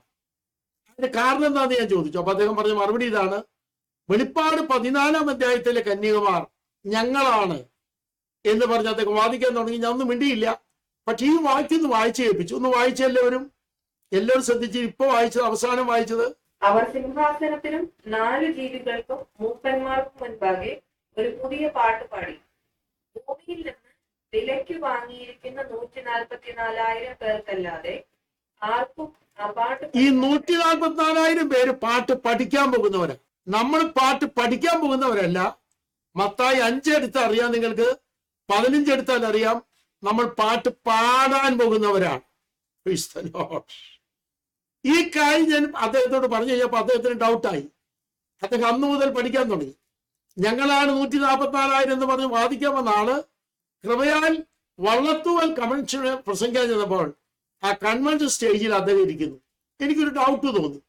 മീറ്റിംഗ് കഴിഞ്ഞപ്പോൾ ഞാൻ ചോദിച്ചു, പാസ്റ്റേ ഞാൻ പാസ്റ്ററെ പരിചയപ്പെട്ടിട്ടുണ്ടോ? ഉടനെ പറഞ്ഞ ദൈവ ഏനാത്ത് വലിയ ചർച്ചയിലെ പാസ്റ്ററായിരുന്നു ഞാൻ. അന്ന് പാസ്റ്റർ പ്രസംഗിച്ച പ്രസംഗത്തെ തർക്കിക്കാൻ വന്നവനാണ് ഞാനും സഹോദരിമാരും. എന്നാൽ ഇന്ന് അതിൽ നിൽക്കുന്നില്ല ഞാൻ. കാരണം അന്ന് എനിക്ക് മനസ്സിലായി, വെളിപ്പാട് 14-ലെ കന്യകമാർ പാട്ട് പഠിക്കാൻ വരുന്നവരാണ്, നമ്മൾ പാട്ട് പാടാൻ പോകുന്നവരാണ്. ഞാൻ നിങ്ങളോട് ചോദ്യം ചോദിച്ചോട്ടെ. ക്രിസ്തുവിനോടുകൂടെ മണവാട്ടിയായി, കന്യകയായി, 2 കൊരിന്ത്യർ 11 അനുസരിച്ച് നിർമ്മല കന്യകയായി പാടാൻ പോകാൻ എത്ര പേർ തയ്യാറുണ്ട്? സന്തോഷമുള്ളവർ എത്ര പേരുണ്ട്? ഞാനിവിടെ ഒരു കാര്യം പറയാം. കുമരകത്ത് ഒരു അപ്പച്ചനുണ്ടായിരുന്നു. ആര് മീറ്റിങ്ങിന് വന്നാലും ഏലിയാവിന്റെ കാര്യം പറഞ്ഞെങ്കിൽ മാത്രമേ അപ്പച്ചൻ ആത്മാവിൽ നിറഞ്ഞ ഹല്ലേലൂയ പറയൂ. ഏലിയാവ് എന്നൊരു വാക്ക് കേൾക്കണം.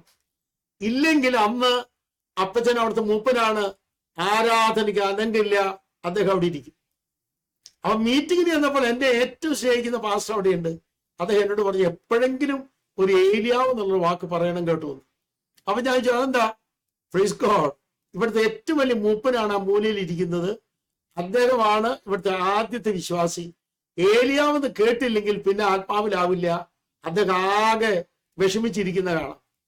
ഇന്ന് നമ്മുടെ ക്ലാസ്സിൽ എല്ലാവരും അങ്ങനെ ഇരിക്കുന്ന കാണുമ്പോൾ ഏതൊരു വാക്ക് കേൾക്കാനിരിക്കുന്ന പോലെ എനിക്ക് തോന്നുന്നു. Praise God.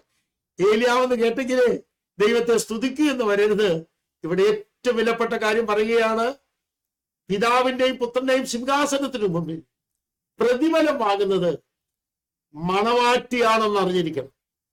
എന്നാൽ ഭൂമിയിൽ പ്രതിഫലം വാങ്ങുമ്പോൾ ആരാണുള്ളത്? അതിൽ ആരാണ്? അതാണ് മത്തായി 25:31 മുതൽ നമ്മൾ പഠിച്ചു. തേജസ്സിന്റെ സിംഹാസനം. ഇവിടെ വരുമ്പോൾ നമുക്ക് അറിഞ്ഞിരിക്കേണ്ട വലിയൊരു പാഠഭാഗത്തിൽ കിടക്കാം. വെളിപ്പാട് പുസ്തകം എടുത്താട്ടെ, 20-ാം അധ്യായം 4 മുതൽ 6 വരെയുള്ള വാക്യങ്ങൾ നിങ്ങൾ എല്ലാവരും വായിക്കണം. വെളിപ്പാട് പുസ്തകം 20-ാം അധ്യായം 4 മുതൽ 6 വരെ. മോളൊന്ന് വായിക്കാമോ? ഞാൻ ന്യായാസനങ്ങളെ കണ്ടു, അവയിൽ ഇരിക്കുന്നവർക്ക് ന്യായവിധിയുടെ അധികാരം കൊടുത്തു. യേശുവിന്റെ സാക്ഷ്യവും ദൈവവചനവും നിമിത്തം തല ഛേദിക്കപ്പെട്ടവരും മൃഗത്തെ നമസ്കരിക്കാതിരുന്നവരും നെറ്റിയിലും കൈമേലും അതിന്റെ മുദ്ര കൈക്കൊള്ളാതിരുന്നവരുമായവരുടെ ആത്മാക്കളെ ഞാൻ കണ്ടു. അവർ ജീവിച്ച് 1000 ആണ്ട് ക്രിസ്തുവിനോട് കൂടെ വാണു. മരിച്ചവരിൽ ശേഷമുള്ളവർ 1000 ആണ്ട് കഴിയുമ്പോഴും ജീവിച്ചില്ല. ഇത് 1-ാമത്തെ പുനരുദ്ധാനം. ആ വാക്യം നിങ്ങൾ എത്ര പേർ ശ്രദ്ധിച്ചെന്ന് എനിക്കറിയില്ല. നന്നായി ശ്രദ്ധിച്ചെങ്കിലാണ് വലിയൊരു തിയറി പിടികിട്ടുള്ളൂ. വായിച്ചാട്ടെ മോളെ. 1-ാമത്തെ പുനരുദ്ധാനത്തിൽ പങ്കുള്ളവർ ഭാഗ്യവാനും വിശുദ്ധനുമാകുന്നു. അവരുടെ മേൽ 2-ാം മരണത്തിന് അധികാരമില്ല. അടുത്തത്, അവർ ദൈവത്തിനും ക്രിസ്തുവിനും ഒരു ഹല്ലേലൂയ പറയാൻ എത്ര പേർക്ക് പറ്റും? ഇത് നമ്മളാണോ എന്നാണ് എന്റെ ചോദ്യം. നിങ്ങൾ ഇനി ഇവിടുന്ന് വളരെ ഗൗരവമായി പഠിക്കണം. നമ്മുടെ ഏറ്റവും വലിയ പാഠഭാഗത്തേക്ക് വന്നിരിക്കുക. അവസാനം വായിച്ച വാക്ക് ശ്രദ്ധിച്ചു നോക്കിയാൽ, പുരോഹിതന്മാരായി വാഴുമെന്ന. നമ്മൾ പുരോഹിതന്മാരായി വാഴുന്നവരാണോ? ഗ്രേസ് മോളെന്നെടുത്ത് വെളിപ്പാട് പുസ്തകം 5:10 KJV എന്ന് വായിച്ചേൻ.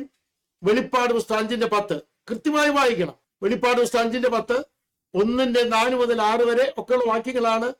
പത്രോസ് 2:9 ഇതൊക്കെ ഒരുമിച്ചാണ്. അതിൽ ഒരു വാക്യം വായിച്ചാട്ടെ. വെളിപ്പാട് 5:10. And has made us unto our God kings and priests, and we shall reign on the earth. നമ്മള് കിങ്സ് ആൻഡ് പ്രീറ്റ്സ് ആണ്. എല്ലാവർക്കും മനസ്സിലായോ? അപ്പൊ അവിടെ ഡൗട്ട് ഉണ്ട്, ആരാണ് പുരോഹിതന്മാരായി വാഴുന്നത്? വെളിപ്പാട് 20:4 മുതൽ 6 വരെ വായിച്ചാൽ 3 ഗ്രൂപ്പാണ് അവിടെ എഴുന്നേൽക്കുന്നത്. ശ്രദ്ധിച്ചു നോക്കിയാൽ 3 ഗ്രൂപ്പ് എഴുന്നേൽക്കുന്നത്. ആ 3 ഗ്രൂപ്പ് എഴുന്നേൽക്കുന്നത് പീഡനം അനുഭവിക്കുന്ന പരീക്ഷാ കാലത്തിലാണ്. ലോകം മുഴുവൻ പീഡനം അനുഭവിക്കുന്ന പരീക്ഷാ കാലത്തിലാണ് 3 ഗ്രൂപ്പ് എഴുന്നേൽക്കുന്നത്. Praise the Lord.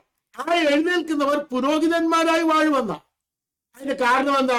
നമുക്കെടുക്കാം യെശയ്യാവിന്റെ പുസ്തകം 61-ാം അധ്യായം. ഇവിടെ വളരെ ചിന്താർഹമായ ഒരു ഭാഗത്തേക്ക് വന്നിരിക്കുക. 61-ാം അധ്യായം അതിന്റെ 6-ാം വാക്യം 1 മുതൽ 6 വരെയാണ് വായിക്കേണ്ടത്. നോട്ട് ചെയ്യുക. അതിൽ 6-ാം വാക്യം മാത്രം ഇംഗ്ലീഷിൽ ഒന്ന് വായിച്ചപ്പോൾ, Isaiah chapter 61 verse 6. ആ But ye shall be named the priests of the Lord. Men shall call you the ministers of our God. Ye shall eat the riches of the Gentiles, and in their glory shall ye boast yourselves. നിങ്ങൾ എല്ലാവരും പുരോഹിതന്മാരായി തീർന്നു എന്ന് വിളിക്കപ്പെടുന്നത് ദൈവമക്കളായ പുതിയ നിയമസഭയല്ല, പകരം ഇസ്രായേലാണ്. വെളിപ്പാട് 20:4 മുതൽ 6 വരെ പഠിക്കുമ്പോൾ ഉയർത്തെഴുന്നേറ്റ് വരുന്നത് കൃത്യമായി പഠിച്ചാൽ 3 ഗ്രൂപ്പാണ്. ആ 3 ഗ്രൂപ്പ് പരീക്ഷാ കാലത്തിലെ 3 ഗ്രൂപ്പാണ്. അവർ പുരോഹിതന്മാരായി വാഴും. അപ്പൊ അവർക്ക് ലഭിക്കുന്ന പ്രതിഫലം പൗരോഹിത്യം എന്ന പ്രതിഫലമാണ്. നമുക്ക് ലഭിക്കുന്ന പ്രതിഫലം രാജാവും പുരോഹിതന്മാരും എന്ന രാജായ്മയാണ്. ഇതാണ് വ്യത്യാസം. നമ്മുടെ റോയൽ സ്റ്റേറ്റ് വേറെ, അവരുടെ റോയൽ സ്റ്റേറ്റ് വേറെ. അവരെല്ലാവരും പുരോഹിതന്മാരായിരിക്കും. നമ്മൾ രാജാക്കന്മാരും പുരോഹിതന്മാരുമായി വാഴാൻ പോകുകയാണ്. സന്തോഷമുള്ളവർ എത്ര പേരുണ്ട്? എല്ലാ ഇസ്രായേലും അവർക്ക് ലഭിക്കുന്ന പ്രതിഫലം പൗരോഹിത്യ വാഴ്ചയാണെങ്കിൽ നമുക്ക് ലഭിക്കുന്ന പ്രതിഫലം അതല്ല, രാജാക്കന്മാരും പുരോഹിതന്മാരുമായി ക്രിസ്തുവിനോടുകൂടെ വാഴാൻ പോകുകയാണ് നമ്മൾ. ഈ 2 വലിയ അനുഭവങ്ങൾ വ്യത്യാസമുണ്ടെന്ന് അറിയുന്നവർ എത്ര പേരുണ്ട്? തെളിച്ചു പറഞ്ഞാൽ ഇസ്രായേൽ മക്കളിൽ നിന്ന് കൃത്യമായി അറിഞ്ഞിരിക്കേണ്ട ഒരു ഭാഗമുണ്ട്. യഹൂദ ഗോത്രം മാത്രമാണ് രാജാക്കന്മാർ, ലേവ്യ ഗോത്രം മാത്രമാണ് പുരോഹിതന്മാർ. അവർക്ക് നമുക്ക് ലഭിച്ചതുപോലെ രാജകീയ പുരോഹിത വർഗമെന്ന എല്ലാവർക്കുമുള്ള റോയൽ സ്റ്റേറ്റ് ഇല്ല. അറിഞ്ഞിരിക്കുന്നവർ എത്ര പേരുണ്ട്? പുതിയ നിയമസഭയ്ക്ക് ലഭിച്ച റോയൽ സ്റ്റേറ്റ് അവർക്കില്ല. അത് നമുക്ക് മാത്രമാണ് ലഭിച്ചിട്ടുള്ളത്. അതിൽ ആനന്ദമുള്ളവർ എത്ര പേരുണ്ട്? ഹല്ലേലൂയ. അത് നമുക്ക് മാത്രമാണ്. ഇനി 61-1 മലയാളം വായിച്ച 61-6 മലയാളം വായിച്ചാട്ടെ. കൃത്യമായി നിങ്ങൾക്ക് ഇപ്പോൾ മനസ്സിലാകും. യെശയ്യാവ് 61-6 മലയാളം. ഒരു ഹല്ലേലൂയ പറയാം. ഇസ്രായേൽ മക്കളെ, നിങ്ങൾ യഹോവയുടെ പുരോഹിതന്മാർ എന്ന് വിളിക്കപ്പെടും. അതുകൊണ്ടാണ് വെളിപ്പാട് 20:6 പുരോഹിതന്മാരായി വാഴുമെന്ന് പറയുന്നത്. നമ്മൾ അങ്ങനെയല്ല, നമ്മൾ രാജാക്കന്മാരും പുരോഹിതന്മാരുമായി വാഴാൻ പോകുകയാണ്. ഈ വലിയ ഔന്നത്യമുള്ള റോയൽ സ്റ്റേറ്റ് നമുക്ക് ദൈവം തരാൻ പോകുകയാണ്. സന്തോഷമുള്ളവർ എത്ര പേരുണ്ട്? ഇത്ര വിലപ്പെട്ട ഒരു റോയൽ സ്റ്റേറ്റ് ലഭിക്കുന്നതിൽ, രാജായ്മ നമുക്ക് ലഭിക്കുന്നതിൽ, ആ പ്രതിഫലം നമുക്ക് ലഭിക്കുന്നതിൽ കാത്തിരിക്കുന്നവർ എത്ര പേരുണ്ടെന്ന് എന്റെ ചോദ്യം. ആമേൻ. അത് തരാൻ നമ്മുടെ കർത്താവ് തയ്യാറാണെങ്കിൽ നിശ്ചയമായി നിങ്ങൾ അതിലേക്ക് പ്രവേശിക്കണം എന്ന് ഓർപ്പിക്കുന്നു. ഞാൻ ചില വാക്യങ്ങൾ നിങ്ങളെ കാണിക്കുകയാണ്. ഒന്ന് വായിച്ചാട്ടെ മോൾ. ഇത് മഹാരാജാവിൽ നിന്ന് രാജാവി ആൻഡ് പ്രതിഫലം, താലന്തുകളുടെ ഉപമയുടെ അർത്ഥം. ഈ കാര്യങ്ങൾ ഒന്ന് ഒറ്റ വാക്കിൽ പറയാം. മഹാരാജാവിൽ നിന്ന് രാജാക്കന്മാരും പുരോഹിതന്മാരും എന്ന് പറയുന്ന രാജായ്മ ലഭിക്കുന്നത് നമുക്കാണ്. കൂലിയും പ്രതിഫലം ഒരുമിച്ച് ലഭിക്കുന്നത് ഇസ്രായേലിലാണ്. ഹല്ലേലൂയ. നിങ്ങൾ ആ കൃത്യമായിട്ട് എഴുതി വെക്കണം. കൂലിയും പ്രതിഫലം ലഭിക്കുന്നത് ഇസ്രായേലിലാണ്. ആ വാക്യങ്ങൾ ശ്രദ്ധിച്ചാട്ടെ. ഞാനിവിടെ താഴെ നിങ്ങൾക്ക് വേണ്ടി ഒന്ന് കാണിക്കുന്നുണ്ട് ചില വാക്യങ്ങൾ. വായിക്കാം. ഓടിച്ചൊന്ന് വായിച്ചോളൂ. Judgment and rewards. A New Testament church in the eternal heaven. നിത്യമായ സ്വർഗങ്ങളിലാണ് നമുക്ക് പ്രതിഫലമുള്ളത് എന്ന കാര്യം അറിഞ്ഞിരിക്കണം.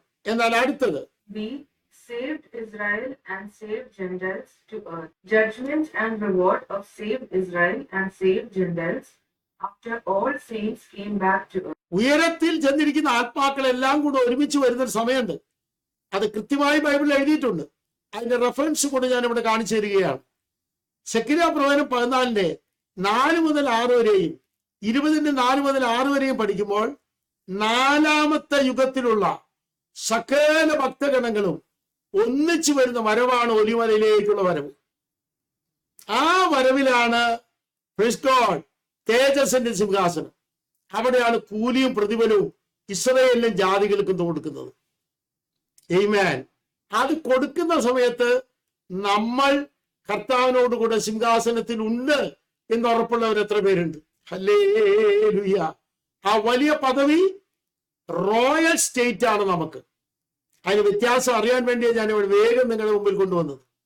ഇവിടെ നമുക്ക് അറിയേണ്ടത് 14 4 മുതൽ 6 വരെയുള്ള വാക്യത്തിൽ ഒന്ന് വായിക്കാം. 14 5 വാക്യത്തിന്റെ പകുതിക്ക് ശേഷം 4 വാക്യം നിങ്ങൾക്കറിയാം, ഒലിവലിയ കർത്താവ് കാലി ചവിട്ടുന്നതാണ്. 5 വാക്യത്തിന്റെ പകുതി കൂടെ വായിച്ചാൽ ഇവിടെ ഒരു വലിയ അറിവ് നമുക്ക് ലഭിക്കും. വായിച്ചാട്ടെ.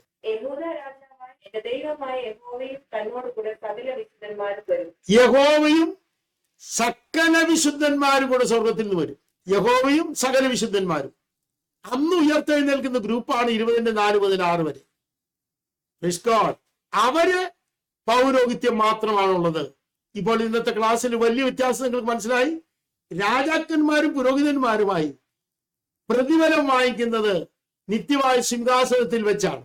എന്നാൽ കൂലിയും പ്രതിഫലവും യഹൂദൻ വാങ്ങിക്കുന്നത് ഭൂമിയിൽ വെച്ചാണ്. ഇവിടെ ഒരു കാര്യം കൂടെ ഓടിച്ചൊന്ന് കാണിക്കാം, നിങ്ങൾ ശ്രദ്ധിക്കുക. Praise God. എഴുതി വെച്ചോളൂ ഈ വാക്യങ്ങളെല്ലാം. നിങ്ങൾക്ക് വേണ്ടി ഞാൻ ഈ റെഫറൻസ് കാണിക്കുകയാണ്. ഇംഗ്ലീഷിൽ നിന്ന് ഓടിച്ച് വായിക്കാൻ പറ്റുമോളെ? Royal status, Rajaima. 1 Peter 2:9. A royal priesthood, a holy nation. Revelation 1:7 hath made us kings and priests unto God and his Father. To him be glory and dominion forever and ever. Amen. 5:9-10 അതിൽ highlight ചെയ്ത് മാത്രം വായിച്ചാൽ മതി. We shall reign on the earth. എങ്ങനെ Kings and priests എന്ന് എഴുതിയിട്ടുണ്ട്. അടുത്തത് റോമാലേഖനം 5:17 ഇവിടെ ഒന്ന് വായിച്ചു പറ്റും. നമ്മുടെ വിഷയത്തിന്റെ വലിയൊരു ഭാഗമാണത്. വായിച്ചാട്ടെ. For if by one man's offense death reigned by one, much more they which receive abundance of grace and of the gift of righteousness shall reign in life by one. Shall reign in life. ജീവനിലുള്ള വാഴ്ച ദൈവം നമുക്ക് നൽകുമെന്ന് ഉറപ്പുള്ളവർ എത്ര പേരുണ്ട്? നമുക്കുള്ള വാഴ്ച നിത്യജീവനിലെ വാഴ്ചയാണ്. നിത്യജീവനിലെ വാഴ്ചയാണ് നമ്മുടെ വാഴ്ച. സന്തോഷത്തോടെ ഹല്ലേലൂയ പറയാൻ പറ്റുമോ? 1000 ആണ്ട് വാഴുമ്പോഴും നമുക്ക് നിത്യജീവനിലെ വാഴ്ച, നിത്യതയിലും നമ്മൾ നിത്യജീവനിലെ വാഴ്ച. നമ്മുടെ ടൈറ്റിൽ നിങ്ങൾക്ക് ഓർമ്മയുണ്ട്, നമ്മുടെ പ്രതിഫലവും ജീവനിലെ വാഴ്ചയുമാണ് നമ്മുടെ പ്രതിഫലം. ഒരു വലിയ അനുഭവമാണ്. ഇവിടെ ഒരു ചോദ്യം ചോദിച്ചോട്ടെ, നിത്യജീവൻ പ്രാപിക്കാൻ എത്ര പേർക്ക് ആഗ്രഹമുണ്ട്? നിത്യജീവനെ കുറിച്ചുള്ള വിശാലമായ ക്ലാസ് ഇതുവരെ എടുത്തില്ല, അതിലേക്ക് നമ്മൾ വരികയാണിനി. നമ്മൾ നിത്യജീവനിൽ വാഴും എന്നറിയുന്നവർ കരമുയർത്തി ഒന്നിച്ച് ദൈവത്തെ സ്തുതിക്കാം. ഇവിടെ സർക്കാരുകൾ മാറിക്കൊണ്ടിരിക്കുകയാണ്. കേരള സർക്കാർ മാറിയ കാര്യം നിങ്ങൾക്കറിയാം. എല്ലാ സർക്കാരുകളും ഇങ്ങനെ മാറിക്കൊണ്ടിരിക്കുകയാണ്. കുറച്ച് കഴിയുമ്പോൾ ജയിപ്പിച്ചു വിടും, പിന്നെ തോപ്പിച്ചു വിടും, വീണ്ടും ജയിപ്പിച്ചു വിടും, പിന്നെ തോപ്പിച്ചു വിടും. ഇതൊക്കെ നമ്മളാ ചെയ്യുന്നത്. എന്നാൽ നമ്മുടെ വാഴ്ചയുടെ പ്രത്യേകത 5 കൊല്ലമോ 10 കൊല്ലമോ അല്ല. ഈ കാര്യം അറിഞ്ഞിരിക്കണം. നിത്യജീവൻ പ്രാപിച്ച ശേഷം 1000 വർഷം ഭൂമിയിലും ഒരു നിത്യത മുഴുവനും പുതിയ ഭൂമിയിലും വാഴുമെന്ന് ഉറപ്പുള്ളവർ എത്ര പേരുണ്ട്? ആമേൻ. ഒന്നുകൂടെ എടുത്തു പറയട്ടെ, ഒരിക്കൽ ഞാനിത് പറഞ്ഞിരുന്നു. നിത്യജീവൻ പ്രാപിച്ച ശേഷം 1000 വർഷം ഭൂമിയിലും നിത്യ ജീവനിൽ പുതിയ ഭൂമിയിൽ നിത്യത മുഴുവനും വാഴും. അങ്ങനെ ഭൗമചരിത്രത്തിലും പുതിയ ഭൂമി ചരിത്രത്തിലും 2 വാഴ്ച ദൈവം നമുക്ക് തന്നിരിക്കുകയാണ്. ഇതാണ് നമുക്കുള്ള ഏറ്റവും വലിയ പ്രതിഫലം. ഇനിയും പ്രതിഫലങ്ങളുണ്ട്. പ്രതിഫലങ്ങൾ ഓരോന്നും എന്തിനുള്ളത് എന്നും കൂടെ പിന്നീട് കാണാം. സ്വർഗം നമ്മെ അനുഗ്രഹിക്കട്ടെ. നമ്മുടെ സമയമായതുകൊണ്ട് നിൽക്കുന്ന വിഷയം തുടങ്ങുന്നേ ഉള്ളൂ. Praise God. നമുക്ക് ഒരുമിച്ച് പറയാം, രാജവാഴ്ച നമുക്ക്, രാജായ്മ നമുക്ക് ലഭിക്കുന്ന വലിയൊരു പ്രതിഫലമാണ്. 1000 ആണ്ട് ഭൂമിയിലും ഒരു നിത്യത മുഴുവൻ പുതിയ ഭൂമിയിലും രാജായ്മ തന്ന് പ്രതിഫലം തന്ന് ഉയർത്തുന്ന നമ്മുടെ ദൈവത്തോട് നമുക്ക് കടപ്പാടുണ്ടായിരിക്കാം. സ്വർഗം നമ്മളെ അനുഗ്രഹിക്കട്ടെ. എല്ലാവരെയും ആ വാഴ്ചയിലേക്ക് ഞാൻ ക്ഷണിക്കുന്നു. God bless you.